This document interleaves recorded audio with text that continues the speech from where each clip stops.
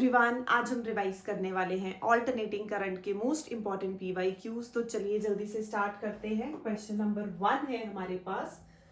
The figure shows a series LCR circuit. Series LCR circuit बहुत important topic है alternating current का। Connected to a variable frequency 250 volt with inductance L is equal to 50 millihenry and capacitance 80 microfarad, resistance 40 ohm. Determine the source frequency which drives the circuit in resonance. तो हमें resonance frequency find करनी है। सबसे पहले resonance की condition क्या है? When XL is equal to XC means inductor की जो इंडक्टिव रिएक्टेंस है या रेजिस्टेंस है कैपेसिटर की रेजिस्टेंस के इक्वल हो जाएगी। तो हमारे पास L omega is 1/C omega. तो ये जो ओमेगा R है ये एट रेजोनेंस हमारे पास वैल्यू देता है √LC। बट हमें न्यू फाइंड करना है तो new R will be 1/2 pi √LC। तो सबसे पहले ये फाइंड करने के लिए फॉर्मूला लगाया हमने ओमेगा 1/√LC। L कितना है 50, मिली के लिए 10⁻⁻3, माइक्रो के लिए 10⁻⁻6। सॉल्व करेंगे नीचे आ जाएगा हमारे पास और 10⁻⁹। तो जब हम इसको सॉल्व करते हैं हमारे पास कितना आ जाता है 500 radian per second. Next omega is 2 pi new, या हम सीधा ये वैल्यू में पुट कर सकते हैं 1/2 पाई √LC। तो हमारे पास ओमेगा की वैल्यू आ गई है ओमेगा अपॉन 2 पाई ले लेंगे तो किसकी आ जाएगी? रेजोनेंट फ्रीक्वेंसी की आ जाएगी। तो 500 आई है, डिवाइडेड बाय 2 पाई करेंगे तो कितनी आ गई 80 हर्ट्ज। ये फर्स्ट पार्ट में हमें क्या पूछा गया था? फ्रीक्वेंसी पूछी गई थी, रेजोनेंट फ्रीक्वेंसी हमें फाइंड करनी थी। सेकेंड है quality factor of the circuit. तो क्वालिटी फैक्टर क्या है? ईदर XL और XC बाय R। तो या तो XL बाय R ले लो एट रेजोनेंस और XC बाय R। तो हमारे पास कंडीशन है ये कहाँ होता है? एट रेजोनेंस है। तो हमने XL लिया that is L omega by R। L की वैल्यू 50 मिली हेनरी, ओमेगा की वैल्यू हमने निकाली थी 500। तो ये 500 omega L 50 milli henry divided by resistance 40। तो जब हम इसको सॉल्व करते हैं ये रेजिस्टेंस अपॉन रेजिस्टेंस की रेशियो है तो यूनिटलेस वैल्यू आ गई 0.625। तो ये सीरीज एलसीआर सर्किट का टॉपिक है। Next, a series LCR circuit is connected to an AC source जिसमें हमें सप्लाई गिवन है, फ्रीक्वेंसी गिवन है। The voltages across the resistor, capacitor and inductor are. तो ये वोल्टेज इंडक्टर के अक्रॉस, पहला है रेजिस्टर के अक्रॉस, सेकेंड है कैपेसिटर के across and third is across inductor. तो VL, VC और VR गिवन है। ये है हमारे पास इंडक्टर, इंडक्टर के अक्रॉस कितना है 250 वोल्ट, कैपेसिटर के अक्रॉस अगेन 250 वोल्ट और रेजिस्टर के अक्रॉस 200 वोल्ट। अभी पीछे हम कंडीशन करके आए हैं when XL is equal to XC। तो सर्किट कौन सी कंडीशन सेटिस्फाई करता है? रेजोनेंट। तो रेजोनेंस कंडीशन में हमारे पास जब XL XC के इक्वल होता है मींस रेजिस्टेंस वहां पे कितनी होती है? मिनिमम होती है और करंट कितना फ्लो करता है? मैक्सिमम फ्लो करता है। तो यहाँ ये रेजोनेंस की कंडीशन है when XL is equal to XC होगा। तो सबसे पहले हमने सर्किट ड्रॉ किया। नेक्स्ट पार्ट है the algebraic sum of the voltages across the 3 elements are greater than the voltages of the source. जो सम की वैल्यू आएगी that is greater than the voltages of the source. तो हमारे पास अगर हम algebraic सम लेते हैं तो 250 प्लस 250 प्लस 200 500 प्लस 200 700 वोल्ट हो जाएगा। तो मींस जो V की वैल्यू होगी वो कितनी होगी? VL plus VC plus VR जो उसने बोली है अलजेब्रिक सम। तो अलजेब्रिक सम कितना आया? 700 वोल्ट। बट अगर हम जो हमारी नेट पोटेंशियल की वैल्यू यहां से चेक करते हैं तो हमने देखा दोनों का जो पोटेंशियल है when VL is equal to VC हो जाएगा। VL is equal to VC। VL क्या होता है? I not XL। VC is I naught XC. I naught is the current, maximum value of current that is flowing in the circuit. XL क्या है?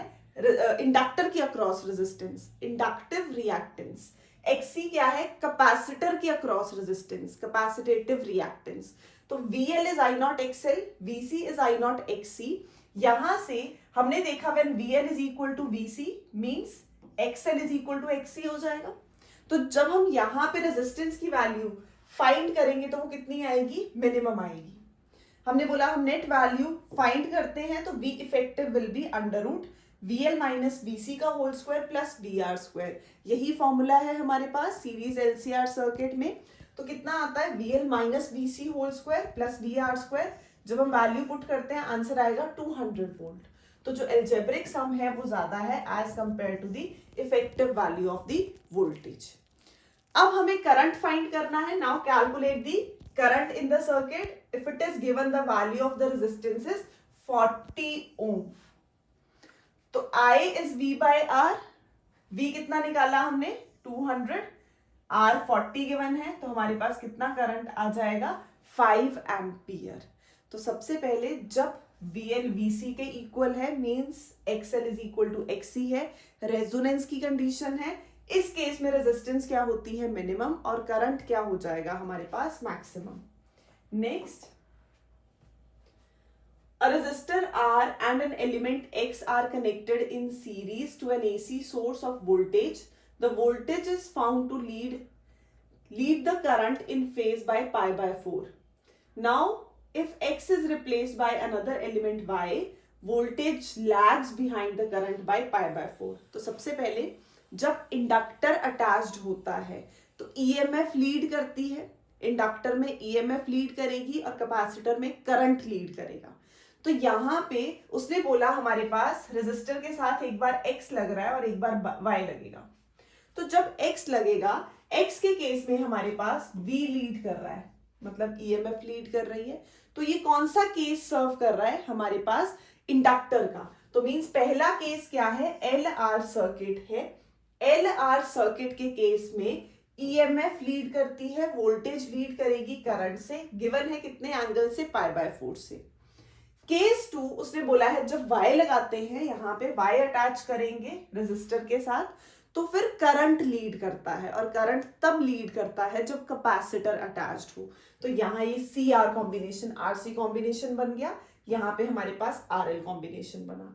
तो RC combination में कौन lead करेगा? Current lead करेगा। कितने से?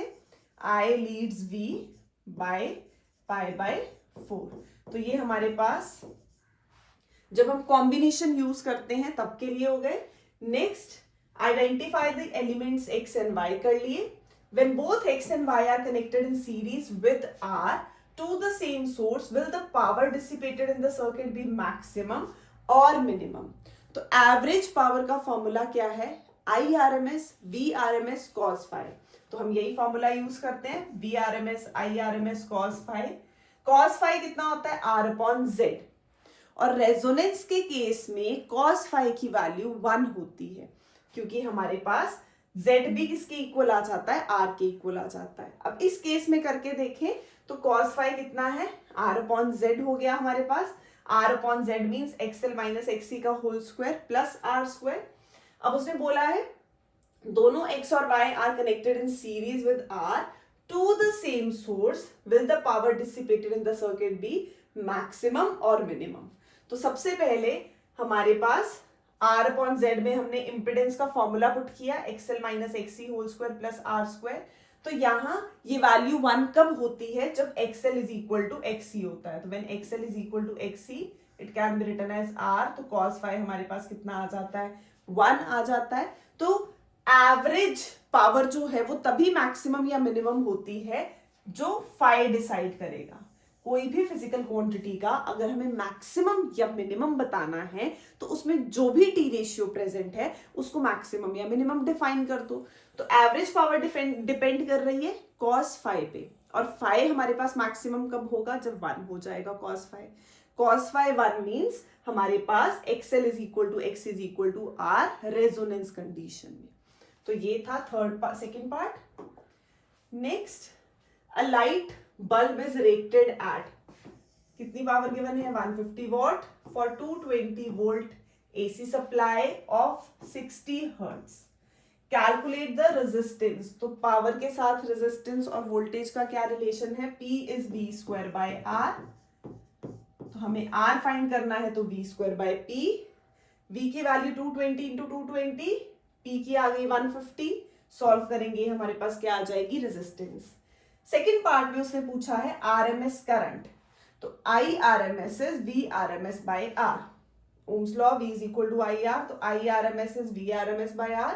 VRMS कितनी है, जो गिवन वैल्यू 220, R कितना है जो हमने कैलकुलेट किया, तो IRMS किसके इक्वल आ गया, 0.68 एम्पियर के equal.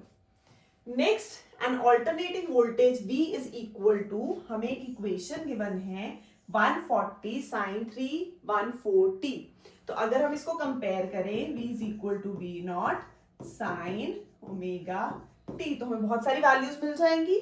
Is connected across a pure resistor of 50 ohm, R given है। Now find the frequency of the source, तो पहले हमने कंपेयर किया तो ओमेगा कितना है 314, V नॉट कितना है 140, तो ओमेगा को हम 314 लिखते हैं। Omega can also be written as 2 pi nu, 2 pi nu is 314, pi की वैल्यू 3.14 पुट करते हैं तो कितना आ जाएगा हमारे पास, फ्रीक्वेंसी आ गई 50 hertz. Next, RMS current, again फिर से वही formula, IRMS is VRMS by R। What is the relation between VRMS and V naught, तो VRMS हमारे पास होता है V नॉट बाय √2, और V नॉट की वैल्यू कितनी है 140, तो हमने पुट की 140 बाय √2 डिवाइडेड बाय रेजिस्टेंस हमने निकाल ली 50, सॉल्व करेंगे तो 1.9 ampere. Next question, calculate the quality factor of a series LCR circuit. कहां पे करते हैं हम क्वालिटी फैक्टर, जब हमारे पास रेजोनेंस कंडीशन आती है, तो when L is 2 Henry, C is 2 microfarad, R is 10 ohm, mention the significance of quality factor in LCR circuit। तो क्वालिटी फैक्टर निकालना है, तो उसके लिए हमने फॉर्मूला वही किया था, इधर XL और XC by R, but at resonance, तो XL कितना होता है हमारे पास, L omega by R, at resonance omega can be written as omega R, तो ये L बाय R, और इसको हम लिख सकते हैं 1 बाय √LC। अब ये L को भी अगर रूट के अंदर लाएंगे तो फॉर्मूला बन जाएगा 1 by R √L by C। तो हम यही रिलेशन यूज कर रहे हैं, 1 by R √L by C। R की वैल्यू 10 गिवन है, L की वैल्यू 2 गिवन है, C की वैल्यू 2 माइक्रोफैरेड गिवन है, तो -6 से मल्टीप्लाई करेंगे, सॉल्व किया आ गया 100। अब क्वालिटी फैक्टर हमें क्या बताता है, जितनी ज्यादा वैल्यू होगी Q की, उतना ज्यादा हमारे पास जो एनर्जी लॉस है वो क्या हो जाएगा, कम होगा। Q ज्यादा तो energy loss is at lower rate relative to the energy stored। हमारे पास जितना ज्यादा Q उतना कम एनर्जी लॉस हो रहा है। नेक्स्ट, जो ऑसिलेशंस हैं वो धीरे धीरे डाई आउट करेंगी, तो हम बोल सकते हैं जो डैम्पिंग का प्रोसीजर है वो कम होगा, क्योंकि Q ज्यादा तो एनर्जी का जो लॉस है वो उसके कंपैरिजन में बहुत कम हो रहा है, एनर्जी लॉस कम हो रहा है, तो जो ऑसिलेशंस हैं वो डाई आउट स्लोली करेंगी, धीरे धीरे प्रोसेस स्टार्ट हो रही है, तो जैसे जैसे वो धीरे धीरे डाई आउट कर रही है तो डैम्पिंग भी स्लो हो जाएगी। Next, a lamp is connected in series with a capacitor, predict your observation when this combination is connected in turn across AC source and a DC source। तो AC source में हमारे पास क्या होता है, XC 1 by C omega means XC is inversely proportional to C and inversely proportional to 2 pi nu। अब उसने बोला है, हमने लैंप को किसके साथ कनेक्ट किया है सीरीज में, कैपेसिटर के साथ, तो जब हम इस कॉम्बिनेशन को AC सोर्स के साथ लगाएंगे, then what change would you notice in each case if the capacitance is increased. अब यहाँ C को इंक्रीज किया तो जो कैपेसिटेटिव रिएक्टेंस है वो डिक्रीज हो रही है, क्योंकि इनवर्सली प्रोपोर्शनल है, ये डिक्रीज होगी तो हमारे पास इम्पिडेंस, ओवरऑल जो रेजिस्टेंस है सीरीज LCR सर्किट की वो भी डिक्रीज होगी, तो करंट इंक्रीज करेगा, करंट इंक्रीज करने से जो ब्राइटनेस है वो क्या हो जाएगी, ज्यादा हो जाएगी। DC सोर्स में हमारे पास ऑसिलेशंस ही नहीं है, ऑसिलेशंस नहीं है हमारे पास, ऐसे कर्व प्लॉट करते हैं हम करंट के लिए तो means there are no oscillations, तो फ्रीक्वेंसी जीरो, तो XC इज इनफाइनाइट. तो when XC becomes capacitive reactance becomes infinite, there will be no flow of current. तो जो बल्ब है वो ग्लो ही नहीं करेगा. डीसी में फ्रीक्वेंसी जीरो है. फ्रीक्वेंसी जीरो मीन्स ऑसिलेशंस नहीं हमारे पास, और जब ऑसिलेशंस नहीं है तो क्या होगा, जो करंट फ्लो नहीं किया और जो बल्ब है वो ग्लो भी नहीं करेगा. Next, the graphs 1 and 2 represents the variations of the opposition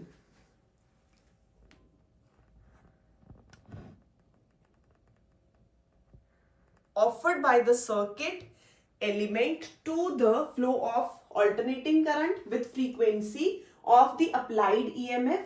Identify the circuit element corresponding to each graph. तो सबसे पहले ग्राफ गिवन है. यहां पे हमारे पास जो करंट है वो कैसा है, कांस्टेंट है with respect to frequency. Opposition to current means resistance हो गई हमारे पास, तो रेजिस्टेंस क्या हो गई, कांस्टेंट. तो रेजिस्टेंस चेंज नहीं कर रही फ्रीक्वेंसी के साथ. तो जब ये चेंज नहीं कर रही means resistance is independent of frequency. तो ये इंडिपेंडेंट है फ्रीक्वेंसी के. तो ऐसा सर्किट हम क्या लेते हैं, वो प्योरली रेजिस्टिव सर्किट है जिसमें प्योर रेजिस्टेंस है हमारे पास. तो AC circuit containing only resistor वाला केस आ गया. नेक्स्ट में हमारे पास जो रेजिस्टेंस है that is varying linearly with frequency. तो R is directly proportional to nu. और ये कब होता है, XL इज L ओमेगा. तो XL इज L ओमेगा मतलब हमारे पास जो L है वो क्या है, इस केस में हमारे पास ये inductive reactance directly proportional to L 2 pi nu. तो XL को हम क्या लिखेंगे, directly proportional to nu. Means इस केस में जो रेजिस्टेंस है वो फ्रीक्वेंसी के साथ लीनियर रिलेशन शो करती है. XC का देखें तो XC is 1 by C omega. तो वो तो इनवर्सली होता है. तो इनवर्सली प्रोपोर्शनल का ग्राफ नहीं है, लीनियर रिलेशनशिप है. तो मींस डायरेक्टली है. तो कौन सा केस आ गया हमारे पास, इस केस में इंडक्टर वाला केस है. नेक्स्ट उसने पूछा है, right the expression for the impedance offered by the series combination of these two. तो मतलब L और R का कॉम्बिनेशन बन गया. तो हमें पता है बेसिकली जो हमारी इंपेडेंस होती है that is XL minus XC का whole square plus R square. तो XC कॉम्पोनेंट जीरो कर देते हैं.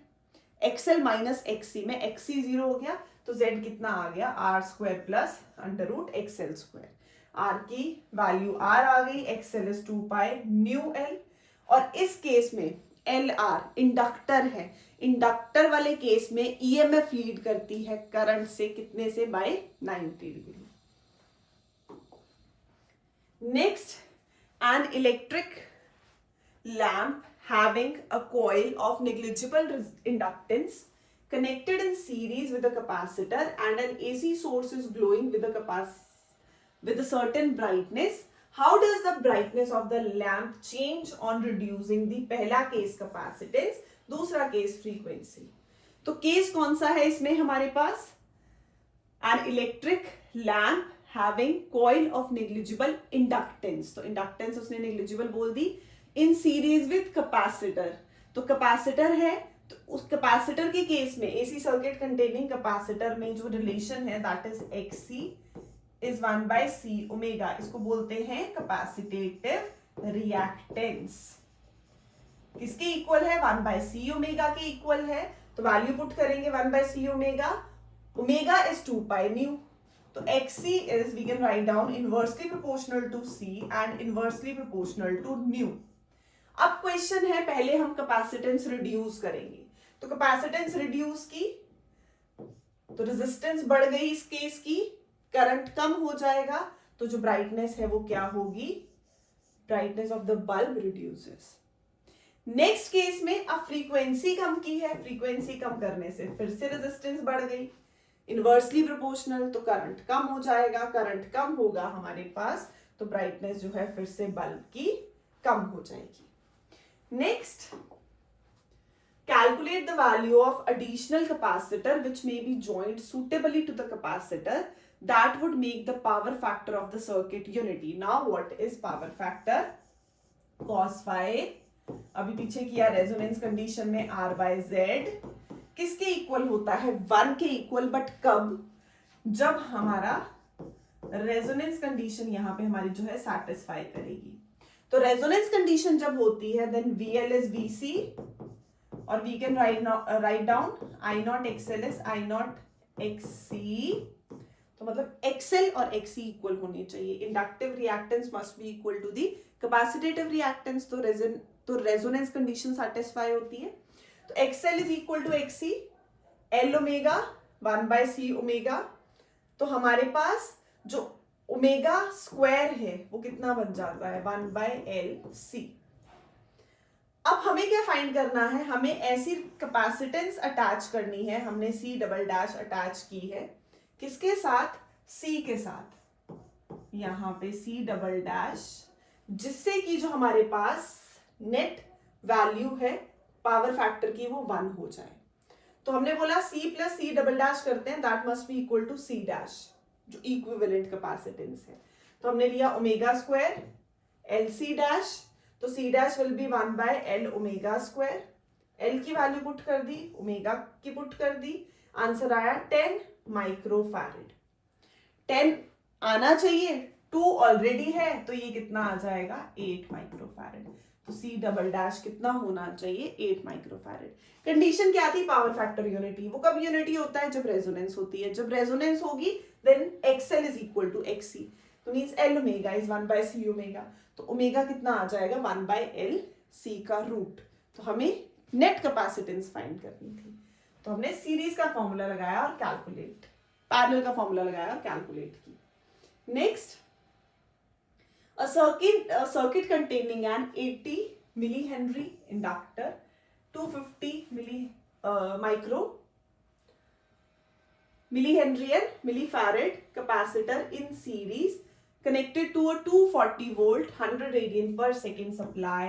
The resistance of the circuit is negligible. Obtain RMS value of current and what is the total average power consumed. तो average power का formula हमें पता है, VRMS IRMS cos phi, और इसकी वैल्यू डिपेंड करती है कि कौन सा कॉम्बिनेशन है. कॉम्बिनेशन के बाद phi हमारा कितना है, तो एवरेज पावर आएगी. तो फर्स्ट केस में तो इम्पिडेंस. अब इसमें हमारे पास क्या क्या अटैच्ड है? पहली चीज L, दूसरा हमारे पास C. R की वैल्यू नहीं है तो मींस LC सर्किट है. तो जो इम्पिडेंस है उसका रिलेशन क्या है? Under root XL minus XC का whole square plus R square. But there is no R, तो क्या रह गया? XL minus XC. तो ये XL माइनस XC, XL को L ओमेगा लिया, XC 1 by C omega. L की वैल्यू मिली -3, 250 मिली, तो ये 250 into 10 raise to the power -3. Solve करते हैं तो हमारे पास Z आ गया 7.96 के आसपास. IRMS is then VRMS by R, और VRMS कितना है हमारे पास? गिवन है 240 volt divided by resistance, put कर दी हमने. तो ये हमारे पास आ जाएगी करंट की वैल्यू. तो करंट के लिए हमें क्या चाहिए था? तो करंट के लिए हमें सबसे पहले यही रिलेशन लगाने के लिए R चाहिए था, नेट रेजिस्टेंस चाहिए थी सर्किट की. तो हमने इम्पिडेंस का फॉर्मूला यूज किया. Next case, total average power consumed by the circuit. तो हमें यहाँ पे एवरेज पावर कैलकुलेट करनी है, और LC सर्किट के लिए phi कितना होता है? Pi by 2. तो एवरेज पावर हमारे पास कितनी हो जाएगी? 0 हो जाएगी. Next, the primary coil of an ideal step up transformer has 100 turns. तो ये NP है. And transformation ratio is also 100. तो ट्रांसफॉर्मेशन रेशियो हमारे पास किसके इक्वल होती है? Ratio is equal to NS upon NP. NP given है, रेशियो गिवन है, हम NS कैलकुलेट कर सकते हैं. तो सबसे पहले तो यही पूछा है, number of turns in secondary. तो ट्रांसफॉर्मेशन रेशियो कितनी होती है? NS अपॉन NP, या हम बोल सकते हैं VS अपॉन VP या IP अपॉन IS. तो हमने यहाँ पे ये रिलेशन यूज किया. NS आ गया हमारे पास 10,000. Case 2, current in primary. तो the input voltage and power are respectively, ये हमें गिवन है इनपुट वोल्टेज और ये गिवन है पावर। कैलकुलेट करना है, नंबर ऑफ टर्न्स कर लिए हमने। अब उसने एक वर्ड यूज किया है आइडियल। आइडियल मीन्स हमारे पास पावर लॉस नहीं होगा, तो P input is equal to P output का केस है। तो जब P input is equal to हम P आउटपुट लेते हैं तो कितना आ जाएगा, हमें निकालना है करंट इन प्राइमरी। तो पावर का general formula is VI, primary की पावर, वोल्टेज, करंट। तो करंट हमें पता है, फाइंड करना है, तो IP कितना आ जाएगा, primary divided by primary, which is 1100 divided by 220, कितना आ गया 5 एम्पियर। सिमिलरली सेकेंडरी में हमें क्या फाइंड करनी है, वोल्टेज। तो यहां रिलेशन है NS upon NP is VS upon VP, transformer ratio NS upon NP which is further VS upon VP। हमें फाइंड करना है VS, इसको ऊपर ले जाएंगे तो ये बन गया फॉर्मूला। वैल्यूज पुट करते हैं, आंसर आ जाएगा। नेक्स्ट करंट इन सेकेंडरी, तो जैसे ये फाइंड किया है वैसे ही आ जाएगा। IS will be power in secondary to voltage in secondary. Power तो सेम है, आइडियल है, यहां भी 1100 ली थी, यहां भी 1100, वोल्टेज आ गई 22,000, तो 1/20 ampere. Next power in secondary, तो अभी हमने बोला ideal transformer, ideal means power secondary की और प्राइमरी की दोनों की क्या होंगी, सेम होंगी, तो कितनी है 1100 what. Next, an inductor L of inductance XL is connected in series with a bulb and an AC source. How would brightness of the bulb change when number of turn in the inductor is reduced? तो number of turns बढ़ाने से inductance बढ़ती है, number of turns कम करने से inductance कम हो जाएगी। तो हमारे पास N डिक्रीज किया हमने, L डिक्रीज हुआ, तो XL is L omega, XL decrease हुआ रेजिस्टेंस, जिससे ओवरऑल रेजिस्टेंस Z डिक्रीज हो जाएगा, इंपेडेंस। रेजिस्टेंस डिक्रीज करने से करंट इंक्रीज करेगा, तो ब्राइटनेस जो है वो इंक्रीज होगी। केस 2 यहां मेंशन नहीं है। अगर हम सॉफ्ट आयरन रॉड जो है उसको इंसर्ट करते हैं, तो अगर सॉफ्ट आयरन रॉड इंसर्ट की जाए तो भी इंडक्टेंस बढ़ती है, इंडक्टेंस इंक्रीज होगी हमारे पास। तो यहां पे करंट जो है वो क्या हो जाएगा, इंडक्टेंस इंक्रीज हो रही है, इनवर्सली प्रोपोर्शनल होती है रेजिस्टेंस करंट के, करंट डिक्रीज हुआ, ब्राइटनेस भी हमारे पास क्या हो जाएगी, इंडक्टेंस ब्राइटनेस जो है वो डिक्रीजेस, क्योंकि करंट कम हो रहा है तो हमारे पास ब्राइटनेस कम हो गई। Next, third case, a capacitor of reactance XL is equal to XC is inserted in series in the circuit. Now justify your answer in each case. तो ये तो रेजोनेंस कंडीशन आ गई, अभी डिस्कस की थी, when XL is equal to XC then resistance is minimum, current is maximum. तो हर case में जो ब्राइटनेस है वो इंक्रीज ही करेगी। Next, a voltage V is equal to V0 sin omega t is connected to a series LCR circuit. Derive the expression for average power. तो ये derivation करते हैं हम। Under what conditions no power dissipated, no power is dissipated even through the current flows through the circuit. तो जब phase difference 90 होता है capacitor और इंडक्टर के केस में 590 हो जाता है, तो एवरेज पावर कितनी हो जाती है, 0। इसको हम और क्या बोलते हैं, वॉटलेस करंट बोलते हैं, जब हमारे पास एवरेज पावर 0 होगी। नेक्स्ट, मैक्सिमम पावर डिसिपेटेड, तो जब फाई कितना हो जाएगा 0 डिग्री, तो हमारे पास मैक्सिमम पावर जो है वो डिसिपेट करती है। रेजोनेंस कंडीशन में ये होता है VLVC, XL is equal to XC, Z is equal to R minimum and current is maximum, hence average power is also maximum, power factor cos pi is R by Z, तो 1 होगा। Next, a light bulb is rated at 100 watt, P 220 volt AC supply, calculate the resistance. तो जहां भी P और V का relation है तो A की फॉर्मूला P इज V²/R, क्योंकि रेजिस्टेंस फाइंड करनी है, तो क्या आ जाएगा V²/P। Next, the figure shows a series LCR circuit with L C and R connected to a variable frequency to 40 volt source. Next calculate the angular frequency. Omega पूछा है of the source which drives the circuit at resonance. तो resonance का formula भी किया, omega r is 1 by under root L C. L की value put करेंगे, C की value put करेंगे, आंसर आ जाएगा 50 radian per second. Case 2 current. तो I R M S is V R M S by Z. V R M S given है 240. तो ये हमारे पास वैल्यू पुट करेंगे डिवाइडेड बाय जेड. तो जेड कितना है हमारे पास, इम्पिडेंस है which is XL minus XC का whole square plus R square. तो उसने बोल रखा है एल सी और आर की वैल्यू हमारे पास है, बट किस कंडीशन में है, रेजोनेंस कंडीशन में है. तो नेक्स्ट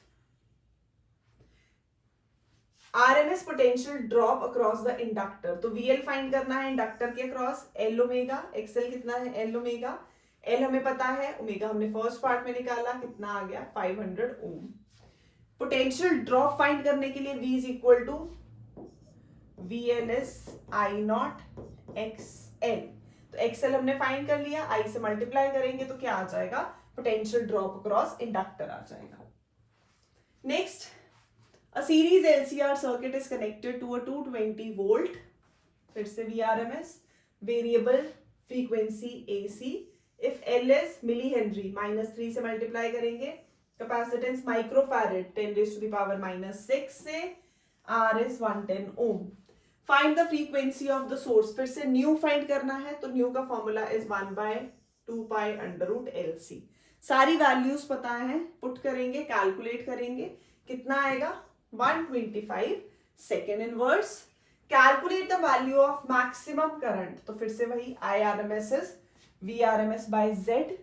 वैल्यू पुट की, कितना आ गया 110, बट मैक्सिमम वैल्यू होता है I not. Equation I is equal to I not sine omega t में I is instantaneous current and this is the maximum value, amplitude भी बोल सकते हैं. तो आई नॉट फाइंड करने के लिए I R M S into √2 करना पड़ेगा, क्योंकि V R M S given था. तो वी आर एम एस से हम आई आर एम एस निकाल सकते हैं, फिर आई आर एम एस से आई नॉट निकलेगा. तो वी आर एम एस से आई निकला, आई आर एम एस से फिर हमने आई नॉट निकाला. Next, mention the factors on which the resonant frequency of a series LCR circuit depend. तो जो फॉर्मूला है उसी पे डिपेंड करेगी. 2 पाई तो कांस्टेंट है, L पे और C पे. Plot a graph showing the variation of impedance of a series LCR circuit with the frequency of the applied AC source. तो कैसी आ जाएगी हमारे पास, कर्व किया हुआ है हमने इम्पिडेंस के साथ. Next, when an inductor is connected to a 200 DC voltage, a current of 1 ampere flows through it. When the same inductor is connected to a 200 volt 50 hertz AC source. अगर हम पहले DC से connect करते हैं तो कितना current है 1 ampere.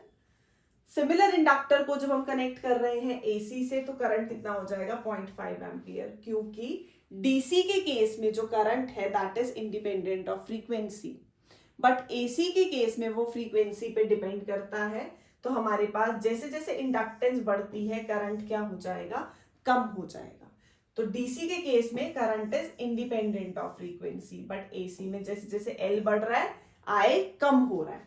तो हमें क्या फाइंड करना है, करंट की वैल्यू गिवन थी 1 ampere and 0.5 ampere. Calculate the self inductance of the inductor. तो सबसे पहले हमने डीसी के केस में रेजिस्टेंस निकाली, ओम्स लॉ लगाया 200 ओम.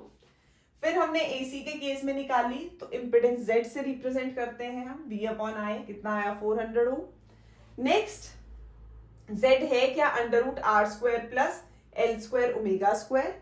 तो जेड हमने निकाल लिया 400, आर भी हम निकाल चुके हैं, ओमेगा की वैल्यू हमें पता है. यहां से हम एल कैलकुलेट कर लेंगे, कितना आएगा एल स्क्वायर हमारे पास 1.01 Henry. Next, a capacitor of unknown capacitance, a resistor of 100 ohm. तो R कितना गिवन है 100 ohm and an inductor of self inductance L are in series connected to an AC source of 200 volt and 50 hertz. Calculate the value of capacitance and the current that flows in the circuit when the current is in phase with the voltage. दोनों किस में है? Same phase में है. तो XL again XL is equal to XC. C की value आ गई L omega square 1 by L omega square. Value put करेंगे, C कैलकुलेट हो जाएगा. फाइंड क्या करना है? कैपेसिटेंस के साथ करंट. तो I is V by Z या V by R. तो करंट आ जाएगा 2 ampere. Next, a resistor of 400 ohm and inductor R given है, L given है and a capacitor of 50 by pi microfarad are connected in series across a source of alternating voltage. V is equal to V naught sin omega t. Compare करेंगे इसको तो यहां से V naught कितना आ गया 140, omega आ गया 100 pi. Then is the algebraic sum of these voltages more than the source voltage? ये सेम हमने पीछे किया. हम तीनों का सम अगर निकालते हैं 400 ओम 550 तो हमारे पास ये जो वैल्यू है वो ज्यादा आएगी as compare to the effective value. तो यहाँ if yes resolve the paradox. तो वही सेम मेथड जैसे पहले किया. XL निकालते हैं, XC निकालते हैं, Z निकालते हैं. XL और XC निकाला, कितना आया 500 ओम 200 ओम और R is Z is impedance is under root R square plus XL minus XC का होल स्क्वायर. वैल्यूज पुट करेंगे, क्या आ जाएगा? Z आ जाएगा. नेक्स्ट जाना क्या है? VL, VC और VR. तो VL is I naught XL, VC is I naught XC. ये हमारे पास फॉर्मूला है. तो हमें वैल्यूज पुट करनी है. I naught कितना है? V naught by Z. I RMS is I naught by √2. तो जब VL निकाल लेंगे, रूट मीन स्क्वायर वैल्यू कितनी है हमारे पास? यहाँ पे कैलकुलेट की हमने आई 0.2 एम्पियर 0.2 एम्पियर 0.2 एम्पियर. XL हमने निकाला L ओमेगा करके, XC 1 by C ओमेगा. तो जब हम XL, XC और R की वैल्यू यहाँ मल्टीप्लाई करते हैं तो हमारे पास ये आ गया VL, VC और VR. तो इसके लिए हम देखेंगे जब हम तीनों का सम कर रहे हैं वो वैल्यू ज्यादा आ रही है. V इफेक्टिव हमारे पास कितनी हो जाएगी? Under root VR square plus VL minus VC का होल स्क्वायर. सेम जैसे पहले किया था, क्वेश्चन रिपीट कर रहे हैं बट इस बार हमने वैल्यूज फाइंड की. तो XL, XC और XR निकाला, वहां से हमने VL, VC और VR कैलकुलेट किया. Next figure shows the variation of inductive reactance XL of two ideal inductors with angular frequency omega. तो हमें पता है XL is L omega. तो इसको लिख सकते हैं Y is equal to M into X. तो जब X एक्सिस से ओमेगा है, Y एक्सिस पे XL है, तो स्लोप क्या देगा हमें? L. तो स्लोप क्या होगा? M क्या होगा? tan theta. तो L1 के केस में tan theta is 30 degree, tan 30. L2 के केस में इट इज tan 60 डिग्री. तो tan 30 निकाला, tan 60 निकाला, हमें क्या फाइंड करना है? The value of L1 upon L2. दोनों को डिवाइड करते हैं, आंसर आ जाएगा 1/3. नेक्स्ट है the RMS value of a current is given by, कितनी गिवन है? RMS का जो फॉर्मूला है in terms of I not, that is I not by √2. तो उसको अप्लाई करेंगे. ये गिवन है I1 cos omega T plus I2 sin omega T, वही यूज किया हमने. तो इसको हम कैसे निकाल सकते हैं? IRMS को under root I1 square plus I2 square plus 2 I1 I2 cos 90 divided by ये वाला 2. तो ये आ जाएगा cos 90 0 under root I1 square by 2 plus I2 square by 2. तो अगर 2 कॉमन ले लें तो 1/√2 कॉमन आ गया, अंदर रह गया I1 square plus I2 square. Next, the RMS current in a circuit connected to a 50 Hertz AC source is 15 ampere. The value of the current 1/600 seconds after its value becomes 0 is. तो हमें क्या find करना है? पहले तो जब भी equation तो I is equal to I naught sin omega T. हमें फाइंड करना है द वैल्यू ऑफ करंट इतने टाइम पे. मीन्स जब हम ये इक्वेशन स्टडी करते हैं तो I इज इंस्टांटेनियस, किसी पर्टिकुलर इंस्टेंट पे, और वो कितने इंस्टेंट में पूछ रहा है? 1/600 सेकेंड्स में. I नॉट, IRMS √2, IRMS कितना गिवन है 15, RMS value of current is 15, तो ये आ गया 15√2 अंदर साइन ओमेगा टी। अब ओमेगा हमारे पास कितना होगा 2 पाई न्यू, न्यू कितना है 50 हर्ट्ज, तो 2 पाई न्यू, तो ये आ गया 100 डिवाइडेड बाय 600, तो ये आ जाएगा 1/6, ऊपर है पाई, तो sine pi by 6 sine 30 1/2, solve करेंगे तो आएगा 15/√2 एम्पियर। नेक्स्ट है how much current is drawn by the primary of a transformer connected to 220 volt supply when it delivers power to 110 volt 550 watt in refrigerator। तो basically पहले primary वाले की voltage given है, secondary but हमें ये पता है जब आइडियल ट्रांसफॉर्मर होता है तो P input is equal to P output, जिसको हम P is equal to VI करके लिख सकते हैं। जब इनकी रेशियो हम लेते हैं इसको हम क्या डिफाइन करते हैं, ट्रांसफॉर्मर रेशियो। तो ट्रांसफॉर्मर रेशियो क्या है हमारे पास, NS/NP, VS/VP, IP/IS, तो ये आ गई ट्रांसफॉर्मर रेशियो K से या R से। नेक्स्ट तो P input is equal to P output, वो तो सीधा हो गया 550 वॉट।